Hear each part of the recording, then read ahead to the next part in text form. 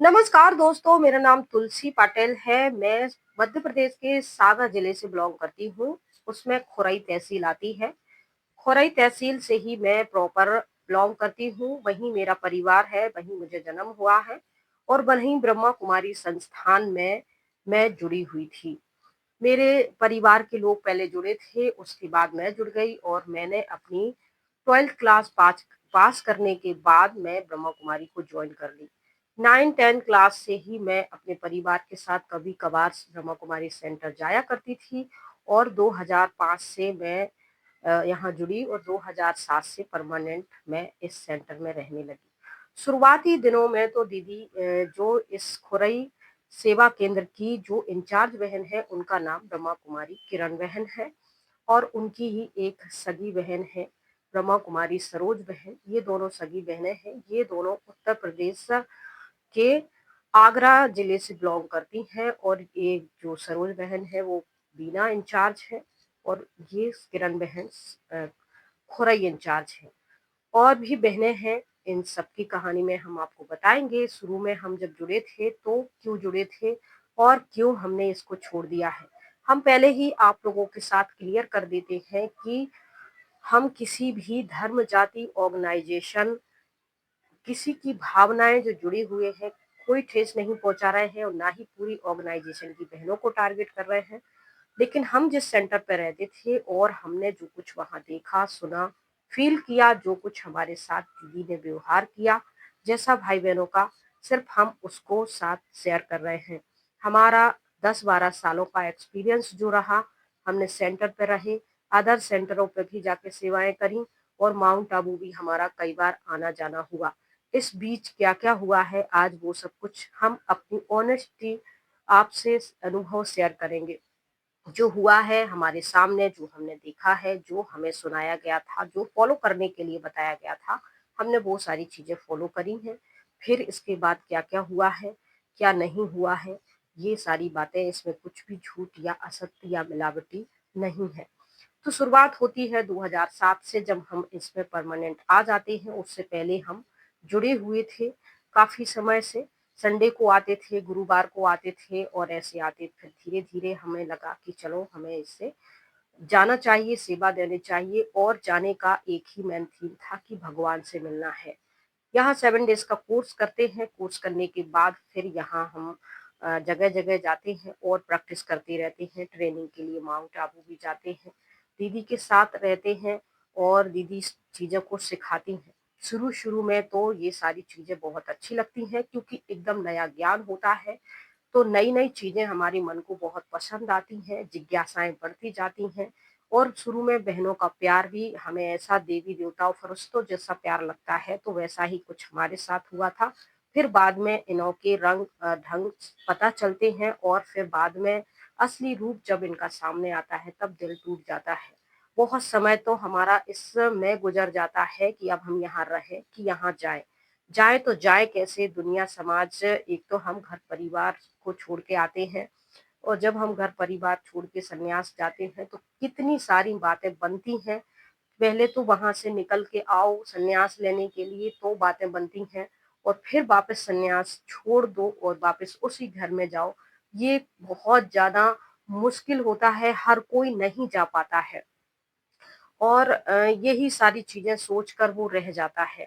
तो क्या होता है कि हम उस समय बहुत 12वीं पास करने कितनी एज रही होगी, मुश्किल से 17-18 साल की रही होगी और हम चले गए थे। दुनियादारी का हमें कोई ज्ञान नहीं था, माता पिता का, दुनिया की बुराइयों का, विकारों का, मानसिक स्थिति का, किसी चीज का कोई नॉलेज नहीं थी। यहीं हम रहते रहे और शुरू में दीदी ने जो कहा सो ये मुझे बताया जाता है कि जो भी नए आते हैं मुझे बताया गया था कि जो दीदी कह रही है, मतलब दीदी कह रही है तो भगवान कह रहा है और अगर आपने इनकी आज्ञा का पालन नहीं किया तो ये फिर आपके ऊपर बोझ लगेगा, पाप लगेगा। आप आज्ञा का पालन नहीं कर रही, यानी दीदी की श्रीमत में हाँ नहीं मिला रही, यानी भगवान की श्रीमत में हाँ नहीं मिला रही है। तो यही था। दीदी ने रात के 2 बजे कहा उठ के खड़ी हो जाओ तो उठ के खड़ी हो जाओ।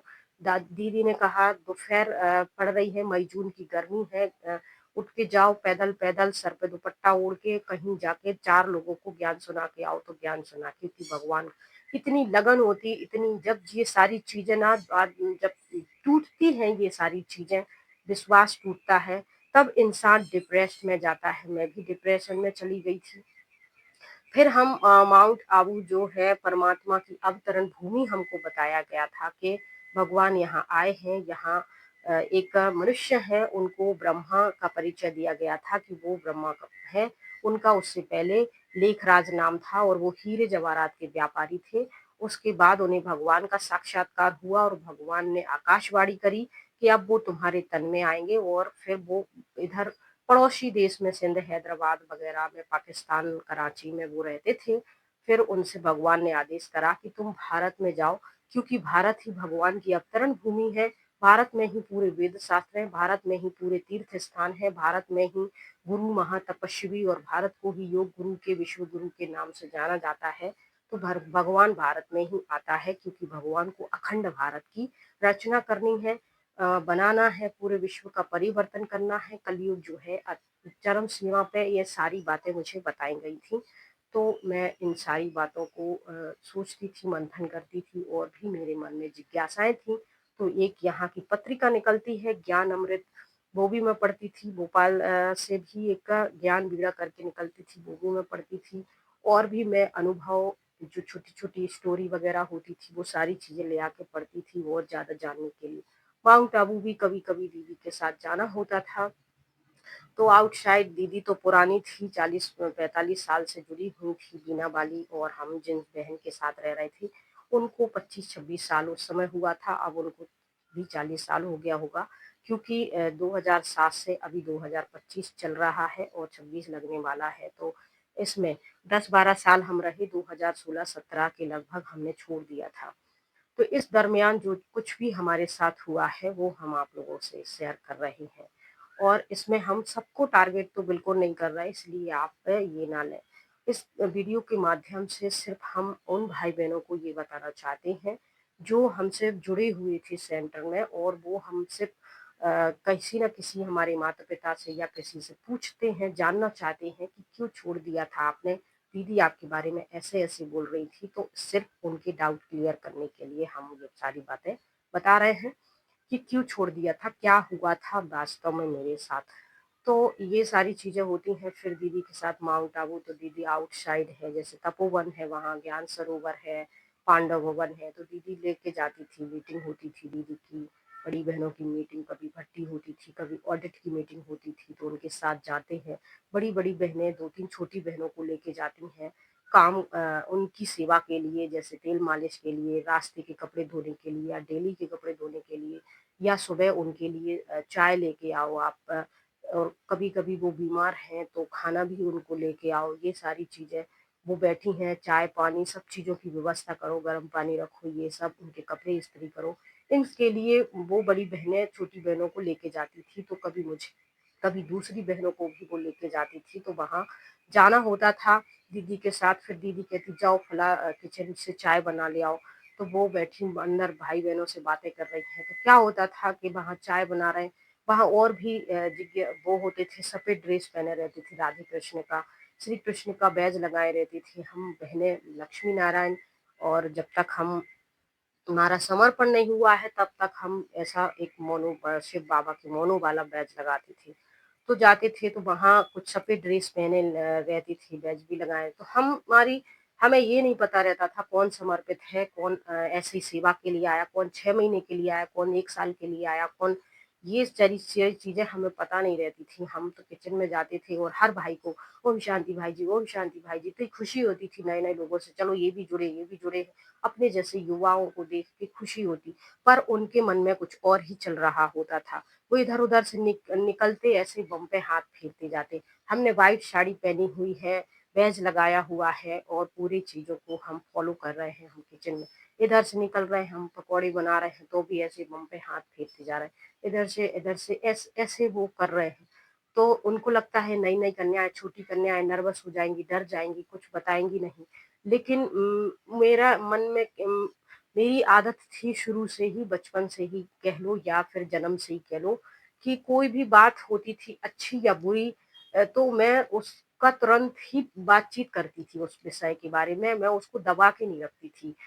तो मैंने तुरंत दीदी से कहा कि ये जो भाई है, ये देखो पूरी ड्रेस भी पहने हुए है, और मैं जब किचन में चाय बना रही थी तो ये इस तरीके से पीछे से हाथ फेर के गया। तो दीदी ने उसकी शिकायत जिस भाई वो इंचार्ज था तपोवन का वहीं का, तो उनसे करी कि ये कैसे, तो वो उन्होंने इग्नोर कर दिया ये कह के कि वो 1-2 महीने की सेवा के लिए आए हैं, उनको यहाँ के नियम कायदे पता नहीं। उनको नियम कायदे पता नहीं तो बिना नियम कायदे के तुमने यहाँ क्यों रख रखा है ऐसे लोगों को।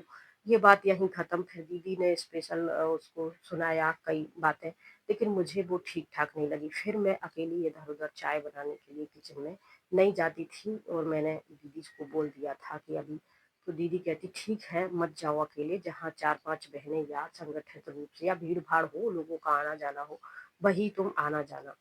तो ऐसे वहाँ ये घटना घटती है। तो फिर मेरा जो पहले बहुत रिस्पेक्ट थी, ये घटना मेरे 4-5 साल होने के बाद घटी थी। तो मुझे फिर ऐसा लगा कि शायद आउटसाइड जो ऐसी जगह हैं, नए लोग आ जाते हैं और शायद शायद वो कपड़े पहन लेते हैं और ये करते हैं। कुछ पुराने होते हैं, 10-15 साल पुराने, कुछ 50 साल पुराने भाई भी वरिष्ठ होते हैं, तपस्वी होते हैं, ज्ञानी योगी, ये तो मुझे नहीं पता।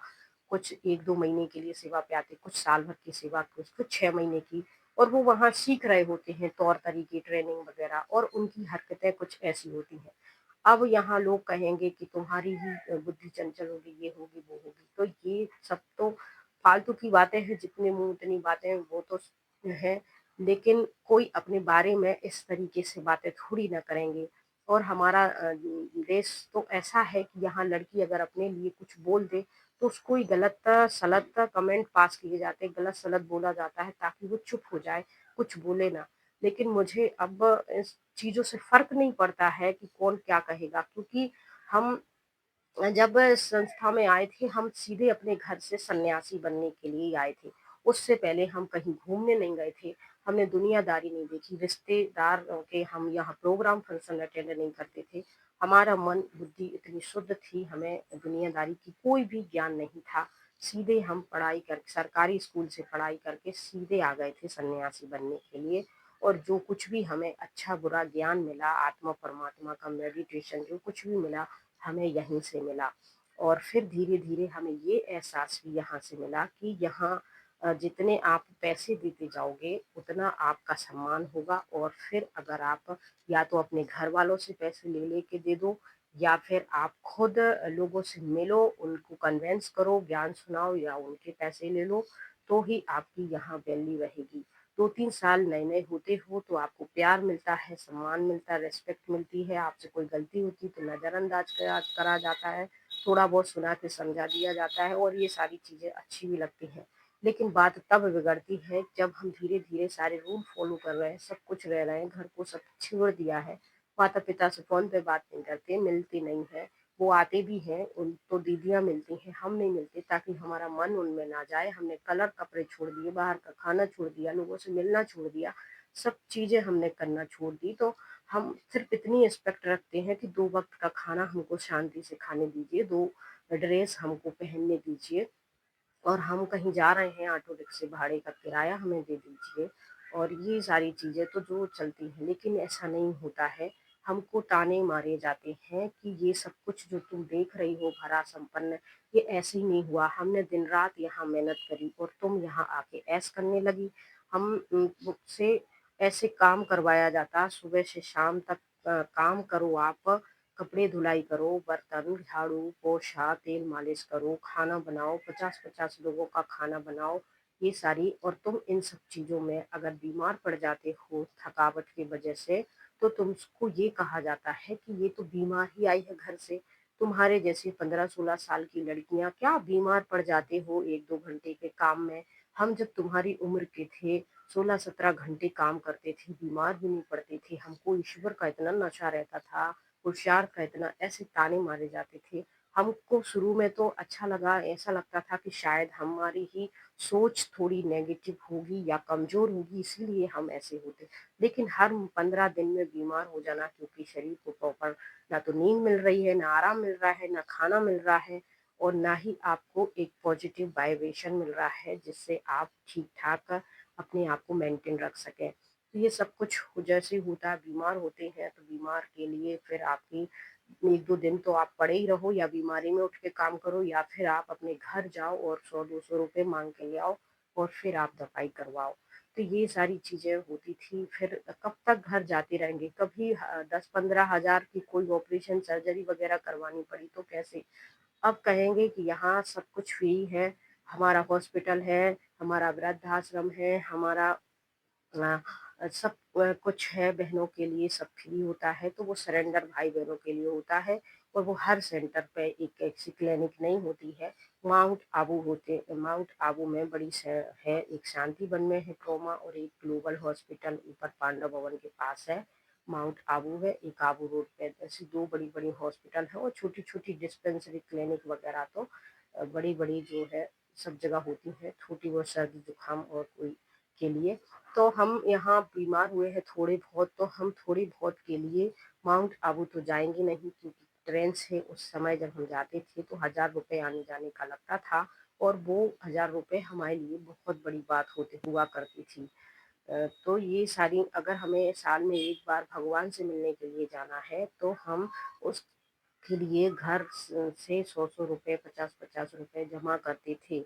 रह तो हम सेंटर में रहे हैं, सारा शरीर घिस रहे हैं यहाँ ये कि हमें स्वर्ग की बादशाही मिलेगी, हम देवी बनेंगे, हम वैष्णो देवी बनेंगे, हम लक्ष्मी देवी बनेंगे और जी और हम जिन देवियों को फॉलो करके आए थे, जिन देवियों के की जिनकी भाषा जिनकी एक एक शब्द को हम भगवान का शब्द समझ के क्या भगवान ऐसे शब्द बोल रहे होंगे कि तुमको क्या है सब कुछ बना बनाया मिल गया है तुम करके तो देखो है तुम्हारी तुम तो जन्म बीमार आई हो तुमको बोलने की तमीज नहीं है तुमने इस माता से ऐसा बोला इस माता से वैसा बोला कुछ भी झूठे इल्जाम लगाओ सिर्फ आपको दबाने के लिए और मेरी आदत क्या थी मैं जवाब दे देती थी कि नहीं दीदी ऐसा नहीं है मैंने ऐसा नहीं बोला फलानी माता को ऐसा नहीं बोला ढिकानी माता को ऐसा नहीं बोला उस भाई से मेरा कोई भी दोस्ती नहीं है बातचीत नहीं है ये सब जब झूठे लड़ाई झगड़े झूठे इल्जाम ये सारी चीजें शुरू हो जाती हैं तो मेरी समझ में नहीं आता है कि मैं छोड़ूं कि रहूं कि क्या करूं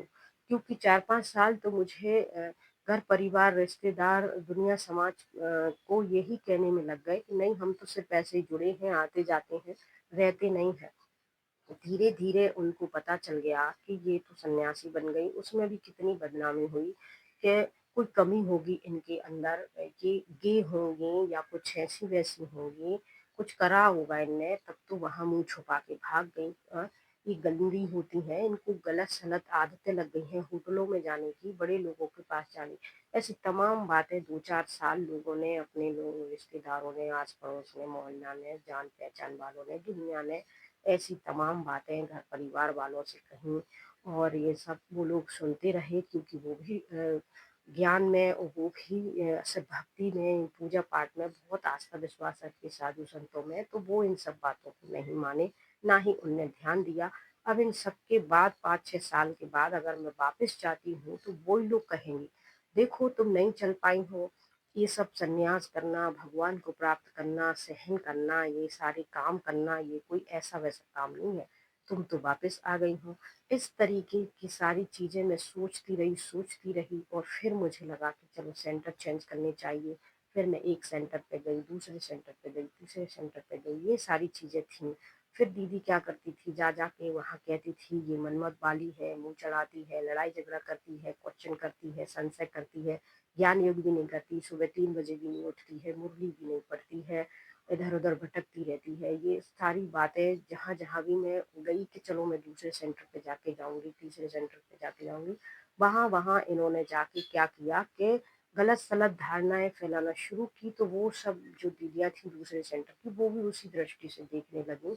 मेरी को तो कुछ समझ में नहीं आ रहा था लेकिन एक भिंड मुरैना के बीच में एक पोछा पड़ता है वहाँ के एक भाई है श्याम मुरारी भाई बुजुर्ग हैं 70-72 साल के उन्होंने काफ़ी हेल्प करी, उन्होंने मुझे मोटिवेट करा और मुझे समझाया, बहन जी इन सब चीज़ों से आप बाहर निकल जाइए, आप अपने घर परिवार में चली जाइए और वहाँ रह के ही भगवान की सेवा कीजिए। तो इस तरीके से हम वहाँ से बाहर उनकी मोटिवेट करने पर, उनकी मदद से हम सब सहयोग करेंगे आप के सेंटर के लिए और आप वहाँ से निकल जाइए। तो हम इस तरीके से वहाँ से बाहर निकल पाए और फिर आके अपने घर परिवार में हमने 2016 में छोड़ के वहाँ रहने लगे और वहाँ ही हमने एक अलग कमरा बनाया बाबा का और वहीं ज्ञान योग की क्लास है।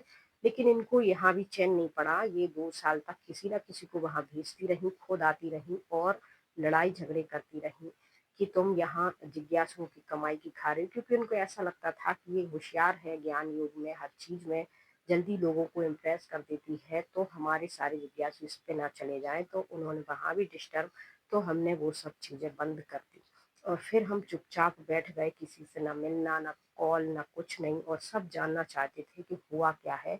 फिर मुझे यूट्यूब की मदद मिली और मैं आज आप लोगों के साथ इस यूट्यूब के माध्यम से ये सारी स्टोरी शेयर कर रही हूँ।